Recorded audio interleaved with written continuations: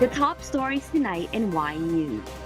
A senator believes that the pro-China stance of some Filipinos may be a part of the destabilization plan against the administration of President Ferdinand Bongbong Marcos Jr.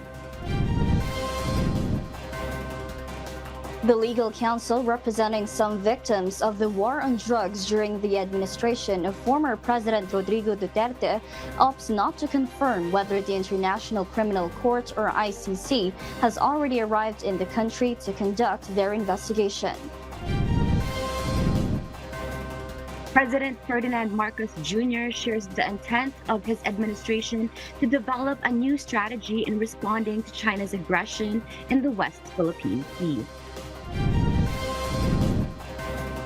And Israel seeks to gradually shift to the next phase of operations in Gaza and will work on bringing back the local population.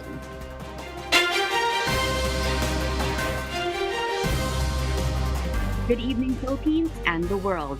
Today is Tuesday, December 19th, 2023. Join us in the next hour as we deliver top stories around the Philippines and in other parts of the world. I am Oralyn Quijano. We are also seen in 1,935 satellite monitoring centers nationwide and via live streaming worldwide through the UNTV News and Rescue social media channels. I am Marvi Delfin.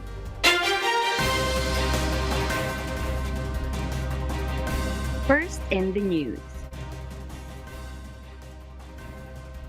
Senator J.V. Ejercito believes that the pro-China stance of some Filipinos may be a part of a destabilization plan against the administration of President Ferdinand Bongbong Marcos Jr. Meanwhile, he appeals to all political leaders and groups to set aside political rift as the country faces several challenges. Rosalie Cause will tell us why. Senator J.V. Ejercito expressed dismay on fellow Filipinos who have pro-China stance. He said they seem to support Beijing on the issue of maritime dispute in the West Philippine Sea.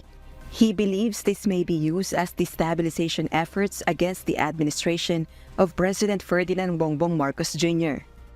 The sad thing about it is that this might be part of a destabilization plan, no? Hindi po malayo because we have that conflict in West Philippine Sea. So para po mawala yung attention doon, guguluhin tayo dito internally, mag-aaway-away tayo. Apart from other officials of the government, the senator also receives attacks on social media from vloggers and trolls because of his position on the West Philippine Sea issue. He calls on fellow Filipinos to stand together against China's aggression on our rights to territory and sovereignty instead of fighting among ourselves.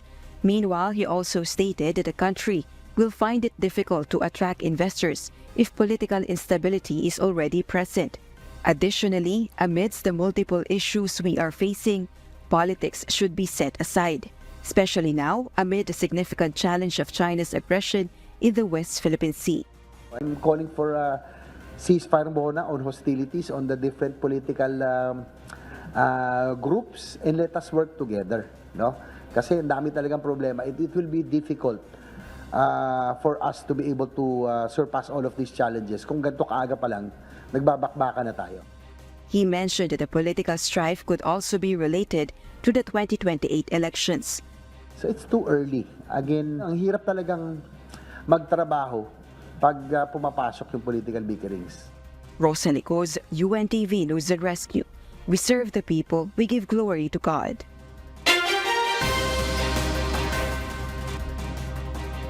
The council representing some victims of the war on drugs of the administration of former administration Rodrigo Duterte has chosen not to confirm whether the International Criminal Court or ICC has already arrived in the country to conduct their investigation. Dante Amento tells us why. Attorney Cristina Conti, assisting counsel to the International Criminal Court and lawyer for some victims of the bloody drug war during the administration of former President Rodrigo Duterte, revealed on Tuesday, December 19th, that the ICC investigation is being conducted with utmost confidentiality. Conti emphasized that due to the confidential nature of the investigation, they are unable to disclose any information about its progress or whether ICC representatives have already entered the country. Yung investigation ng ICC ay confidential ayon na rin sa Rome Statute.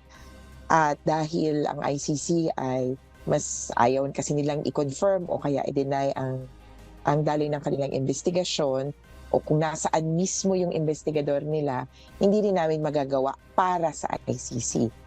Former Presidential Political Affairs Advisor Professor Ronald Llamas suggested yesterday that it is highly possible ICC representatives have already entered the country. Posible na yung ICC ay nagpapadala na ng feelers, kinakausap na. Kaya hindi ako magugulat kung yung ICC ay hindi lang feelers ang pinapadala. Kung hindi physically may kasama yung feelers na nagpapadala. Ang ibig mo sabihin, Sek, pwede.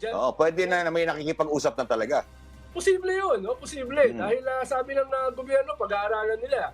Mas magandang pag-aaralan kung may kausap sila. However, Attorney Conti reiterated that even the ICC itself will not provide details about their ongoing investigation.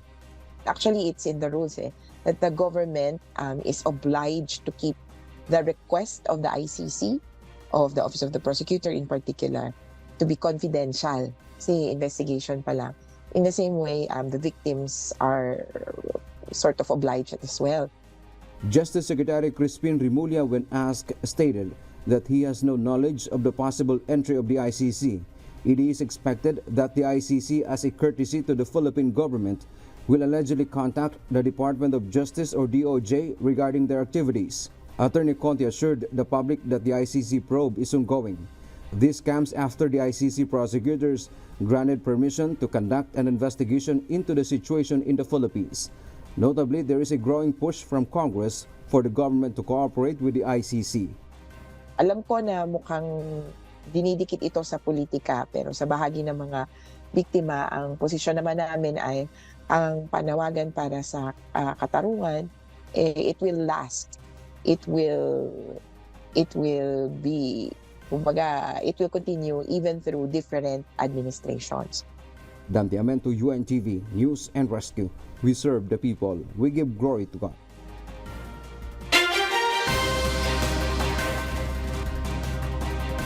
The first batch of foreign workers linked to Philippine offshore gaming operator or POGO who were rescued from human trafficking activities in October were repatriated to Vietnam Tuesday morning. This initial group consists of 22 males and 5 females, all hailing from Vietnam. The rescue operation took place on October 31st when the Aviation Security Group of the Philippine National Police intervened at NAIA Terminal 2.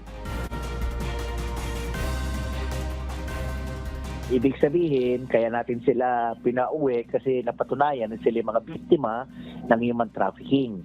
At nagboluntaryo naman sila na gusto nilang umuwi. Originally, 34 po sila, kaya lang kanina madaling araw, 27 pa lang ang nakauwi na Vietnamese. Kasi yung tatlong Chinese, wala pa silang travel document, inaantay pa ang proseso ng kanilang embassy. Tapos yung 4 naman na Vietnamese, gagamitin nating witnesses. The authorities took action after a Vietnamese individual raised concerns, prompting an investigation. Upon further inquiry, it was revealed that the victims were foreign nationals employed at a POGO hub in Parañaque City. There were indications that they were being coerced into transferring to Cebu against their will. Kumbaga ayaw nilang magpalipat sa Cebu. Yan po kasi ay isang form ng labor trafficking yan, yung pagpapalipat-lipat ng empleyado na hindi naman naayon doon sa kontrata. Pag ganyan po kasi, human trafficking victims, ang polisiya ng gobyerno natin ay pauwiin yan sa kanilang bansang pinanggalingan. Kasi doon po mas makakaganda ang kanilang recovery na tinatawag. Kasi whether we like it or not, yung ganyan mga sitwasyon, may mga pinagdadaanan po yan na trauma. No? So, pinauwi talaga natin ang mga yan. Hindi sila maaari magstay dito sa Pilipinas. President Ferdinand Marcos Jr. expressed the Philippines' intent to develop a new strategy in responding to China's aggression in the West Philippine Sea. The president cited limited progress from the country's ongoing diplomatic efforts, prompting the need for a fresh approach to alleviate tensions in the region. According to the president, it is imperative to take unprecedented steps to address the situation in the West Philippine Sea. The Philippines will also continue to engage with partners in the Indo-Pacific region and other areas as needed. This comes in the wake of a series of aggressive actions by China in the West Philippine Sea, including the use of water cannons against Philippine vessels engaged in regular rotation and resupply missions near the BRP Sierra Madre in Ayungin Shoal. Deputy Minority Leader and ACT Teachers Party List Representative Franz Castro has welcomed the prevention suspension imposed by the Movie and Television Review and Classification Board, or MTRCB, on two programs of Sunshine Media Network International, or SMNI. According to the lawmaker, although the suspension was long overdue, it is a significant action against what she claims to be red tagging, dissemination of false information, and threats against individuals. Following complaints received, MTRCB imposed the suspension, emphasizing the responsibility of media to serve the masses and stand in solidarity with the people.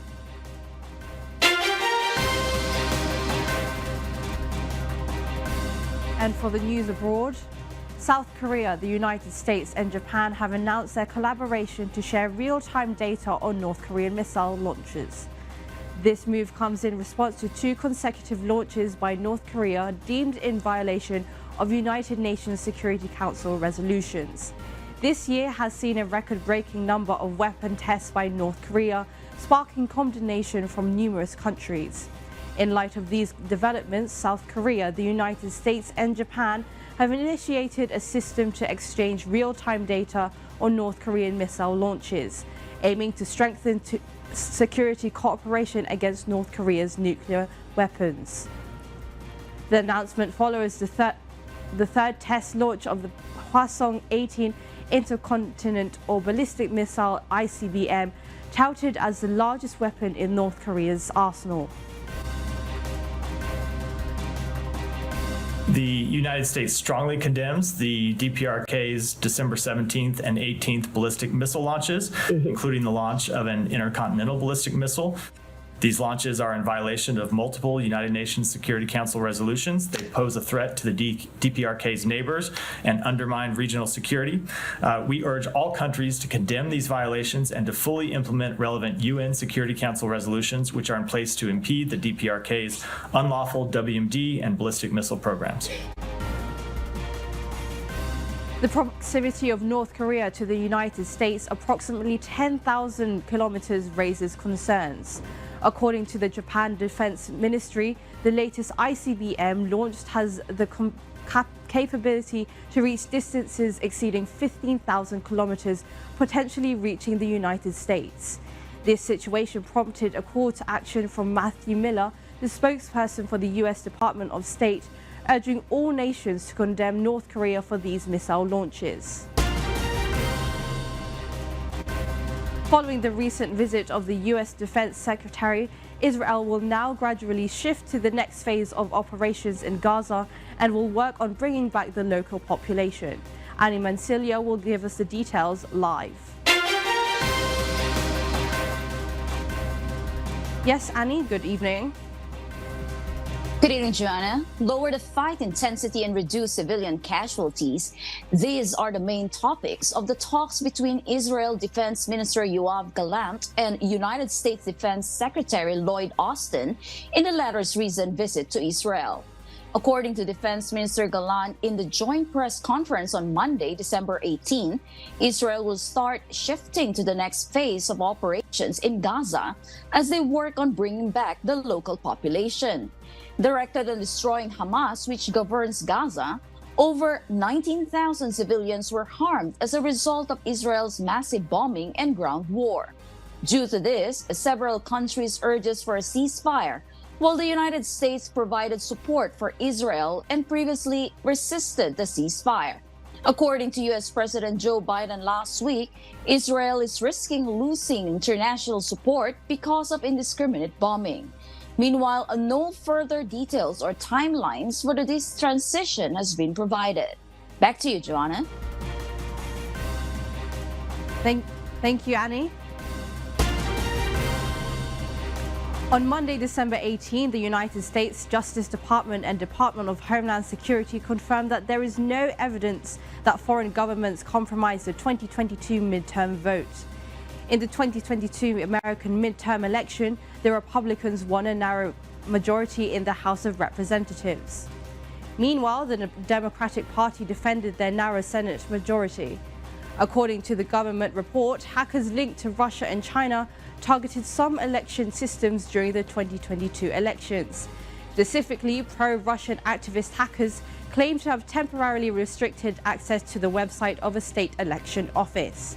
In addition, hackers accused of links to China scanned both election-related and non-election-related state government websites. In conclusion, the public report affirmed that there is no evidence that the following activities prevented, changed or disrupted votes during the 2022 American midterm elections. Today, December 19, the primary suspect in the disappearance of beauty queen Catherine Camilon, Police Major Alan De Castro, did not appear in the preliminary investigation at the Batangas Provincial Prosecutor's Office. Only his lawyer attended the proceedings to receive the complaint against his client. De Castro is implicated as the main suspect in the disappearance of Miss Grand Philippines candidate Catherine Camilon. Also absent was his driver and bodyguard Jeffrey Magpantay.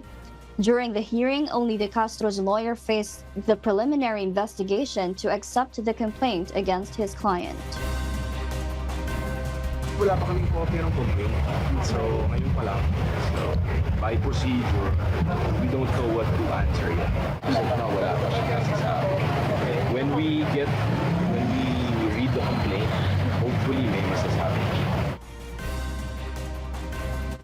Catherine's mother expressed her anger toward Major De Castro, who did not appear at the proceedings. Despite more than a month passing since Catherine's disappearance, her mother Rose continues to hope that one day Catherine will return safely to them. The second hearing is scheduled for January 9, where Major De Castro and his driver are expected to submit their counter-affidavit in response to the kidnapping and serious illegal detention charges filed by the PNP. Kung nandun ang galit, hindi mawawala yun. Dahil yung aming anak, wala. Hindi namin alam kung nasaan. Wala namang ibang sinasabi kundi talagang siya ang may alam. Noon pa lagi kong sinasabi sa kanya na ibalik niya ang aming anak, ilabas niya kung nasaan. Wala na naman kaming ibang hinihiling pa eh. Kailangan magpakatatag kahit sobrang mahirap. Sa ako. Magulang ako eh, nanay ako na walang ibang hahangarin para sa mga anak kundi yung kaligtasan eh, yung basta yung gusto ko bumalik siya. In a timely reminder from the Department of Environment and National Resources, the public is urged to conserve water, a crucial step in mitigating the impact of El Niño across our nation. Meanwhile, the Metropolitan Waterworks and Sewerage System assures the public of an ample water supply in the coming year. Ray Palayo will tell us why. The Water Resources Management Office projects a possible water shortage by next year if the impact of El Niño will be prolonged. Department of Environment and Natural Resources or DNR Undersecretary Carlos Primo David said that the water level of Angat Dam would go below 180 meters. From our calculations, the amount of water that we have from Angat and from other sources will be good, no, for all our supply until around May or June of 2024. If the El Niño event, no, next year progresses, intensifies, or even extends further than June, then it will be a major problem for Metro Manila. That's why conservation is also. This morning, 3 gates of Angat Dam are still open to maintain the integrity of the structure. The normal high water level is 212 meters, but it already reached more than 213 meters. The Metropolitan Waterworks and Sewerage System, or MWSS, said that they are expecting more rainfall to come by mid of 2024. Which is true naman po, no? Kasi base din po sa historical data po natin sa Angat Reservoir ay pagdating ng June at July ay tumakyat na rin po itong ating reservoir at nagre-refill na rin po ito, no? Kami naman po, no, ay kampante kasi hindi naman po nagkakamali itong ating mga historical data. MWSS added that there are other sources that the concessionaires already augmented to improve water supply. There are treatment facilities were built in Laguna Lake. Maynilad and Manila Water are confident that there will be no water crisis by next year. So pag pinagsama-sama lahat po ito ay definitely makakatulong dun sa kung magkakaroon man po ng pagbabawas ng alokasyon mula dun sa water source natin sa Angat Dam. Recall that in 2019, talagang we were overly dependent on Angat. Wala pang Cardona noon eh. Wala pa tayong mga, yung mga projects sa Antipolo, hindi pa natatapos itong sa Marikina, wala pang mga East Bay. No? So talagang we were totally dependent on Angat. So ngayon, after 2019, no, and even during the pandemic, some of these projects were already online. No? MWSS said that current water dependency from Angat Dam is down to 90% from 96%. Ray Pilayo, UNTV News and Rescue, we serve the people, we give glory to God.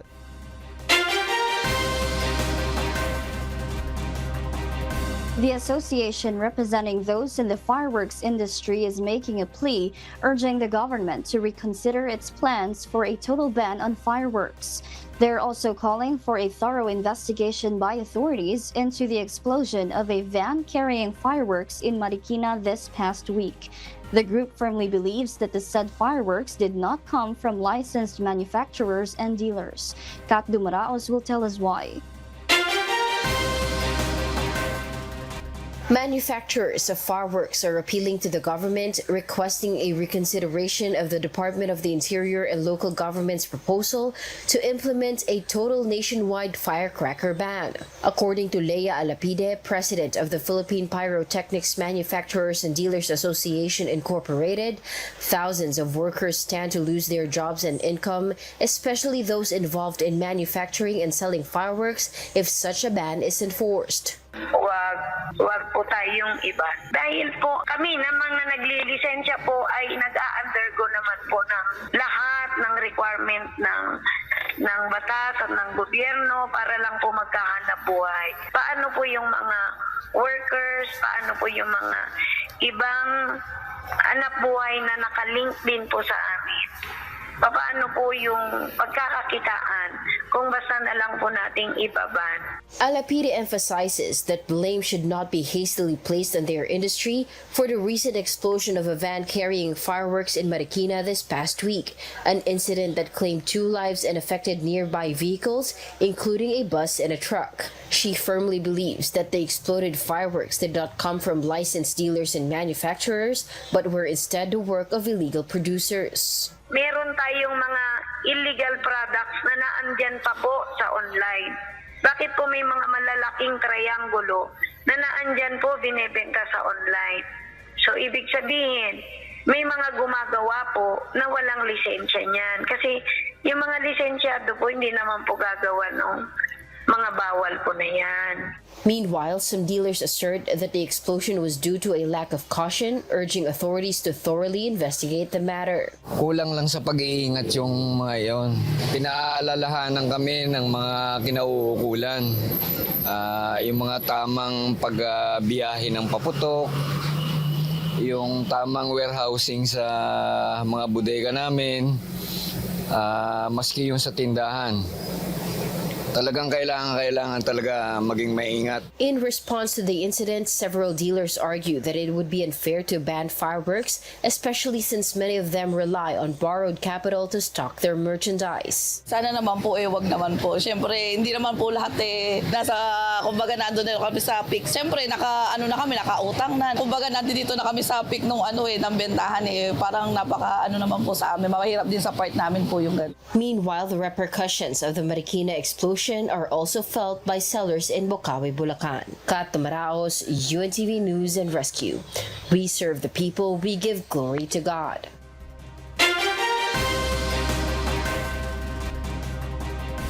Health Secretary Ted Herbosa has reported that despite the recent increase in COVID-19 cases, the number of hospitalizations remain relatively slow. He noted that hospitals are not reaching full capacity, indicating that the healthcare system is currently able to manage the situation.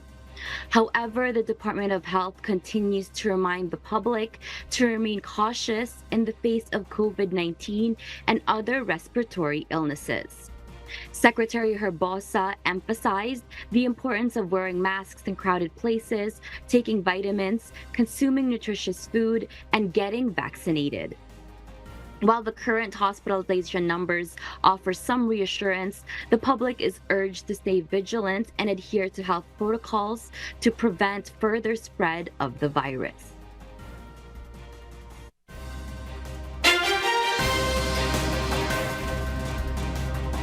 In other global news, 7 European powerhouses unite to accelerate the transition to carbon-free power systems, a significant goal that is set by year 2035. RK Liorca will give us the details live. Yes, RK, good evening. Good evening, Joanna. 7 European countries, including Germany, the Netherlands, and France, made a significant commitment on Monday, December 19, to eliminate CO2-emitting power plants from their electricity system by 2035. This pledge, led by Austria, Belgium, France, Germany, Luxembourg, the Netherlands, and Switzerland, demonstrates a united effort to combat climate change.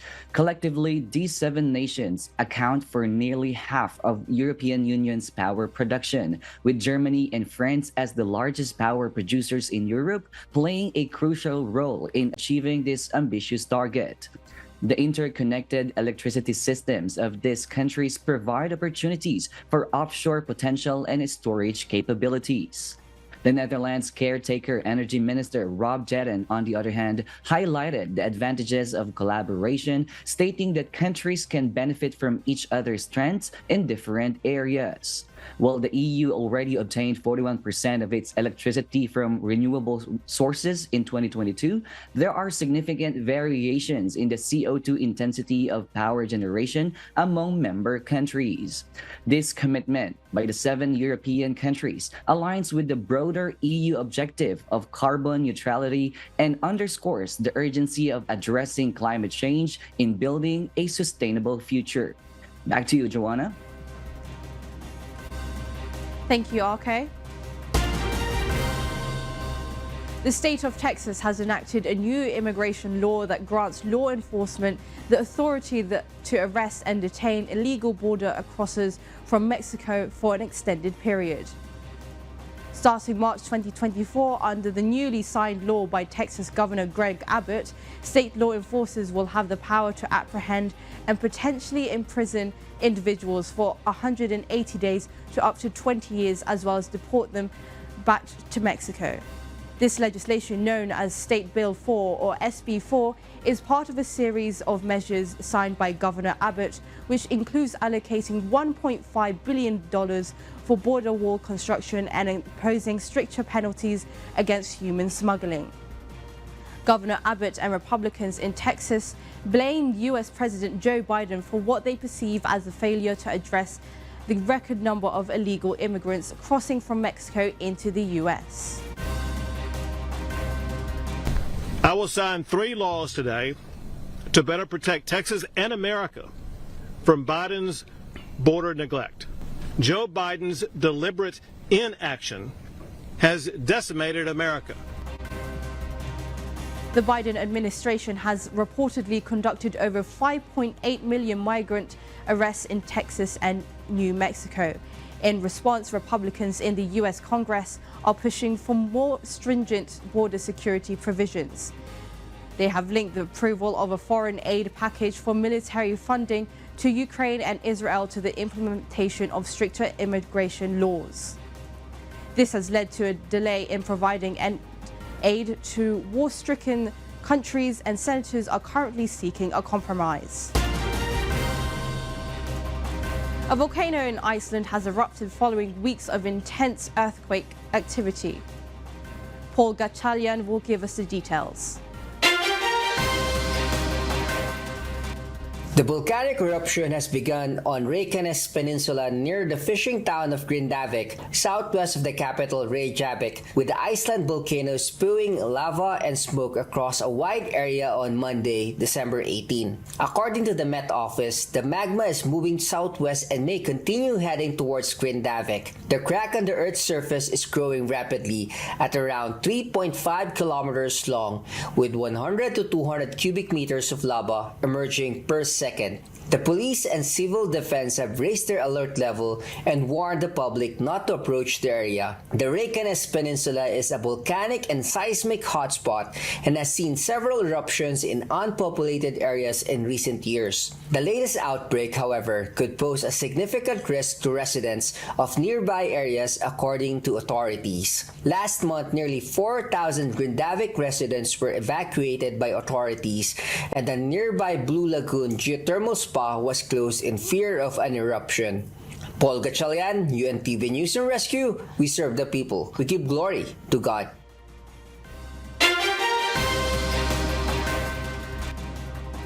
And those are the reasons behind the news in other parts of the globe. I am Joanna Choa. Good evening.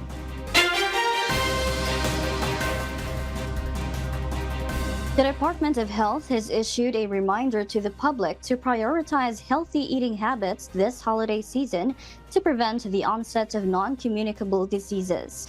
Gladys Duabi details why. The Department of Health continues to advocate for a balanced and moderated diet to ensure a healthy and safe celebration this holiday season. Ang DOH encourages Filipinos to eat a balanced, well-moderated, and varied diet. I-limit natin yung mga ma-foods. Alam niyo ba yung ma-foods? Maalat, mataba, at matamis. Experts are advising the public, particularly the elderly and those with existing medical conditions, to consume foods in moderation, avoiding excessive intake of salty and fatty foods, to prevent the onset of non-communicable diseases such as diabetes and cardiovascular conditions. This is the perfect time of the year to practice mindful eating. To make sure po natin na kahit this holiday seasons ay makulay po ang ating pinggan.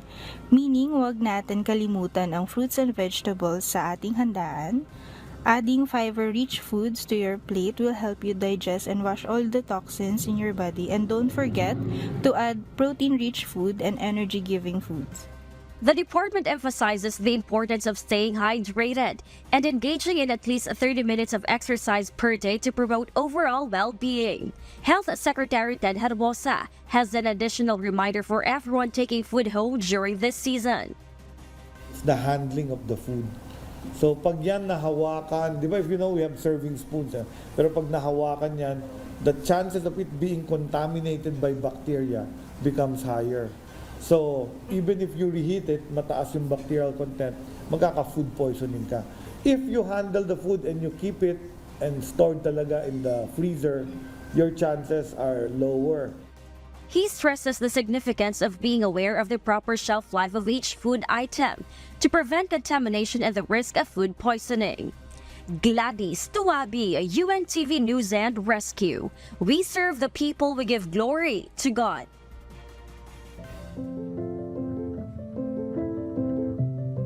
Our kasambahay, as the world faces these trying times amid the various challenges and uncertainties, we are inviting everyone to join the global prayer for humanity. Good day. I'm Brother Eli Soriano of the members of the Church of God International. I want to invite you to join us in a minute of prayer every day to pray for humanity and the whole world as we go through these perilous times. While safety measures like washing of hands and strengthening of our immune systems may help us through this horrible predicament, there is still no precaution or cure more powerful than God's mighty intervention. And we need His intervention now more than ever. It doesn't matter what religion you are in or what denomination you belong. This is an invitation for all the people around the world who cares for the future of their family, friends, loved ones, and humanity as a whole. Everybody is welcome to pray with us. For more details, you can check out the description box below. Thank you very much, and I hope to hear from you soon. May God bless you.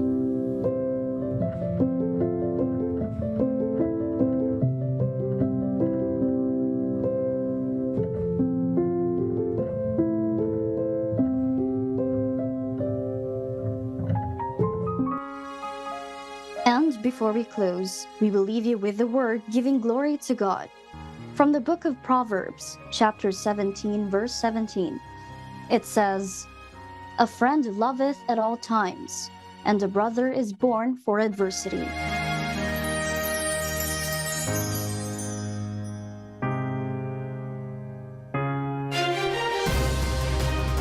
And those are the reasons behind the news December 19, 2023. Reasons we deliver to you as they unfold.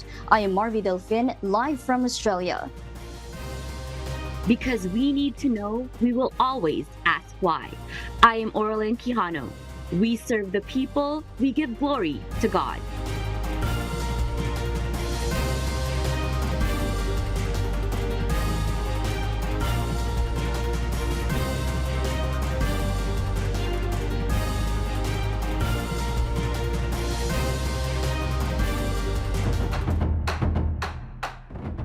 The sad thing about it is that this might be part of a destabilization plan, no? Hindi po malayo because we have that conflict in West Philippine Sea.